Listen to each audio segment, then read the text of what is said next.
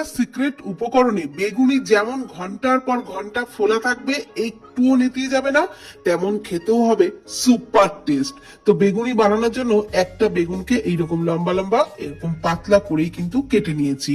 এইবার একটা বোলের মধ্যে হাফ কাপ বেসন, 2 টেবিল চামচ আতপ চালের গুঁড়ো আর 2 টেবিল চামচ সুজি একটু গরম জলে ভিজিয়ে রেখেছিলাম সেটা নিয়ে নিলাম। পরিমাণ মতো লবণ, হলুদ গুঁড়ো, লঙ্কার গুঁড়ো, একটু ভাজা জিরে গুঁড়ো, আর দিয়ে দিলাম সামান্য একটু বেকিং সোডা, আর দিয়ে দিলাম সেই সিক্রেট উপকরণ 2 টেবিল চামচ ময়দা। অল্প জল দিয়ে ভালো করে ফেটিয়ে নিলাম। তারপর টেস্টের ব্যালেন্সের জন্য সামান্য একটু চিনি আরো একটু জল দিয়ে ভালোভাবে ফেটিয়ে ঠিক এইরকম ঘনত্বের ব্যাটারটা তৈরি করে নিলাম।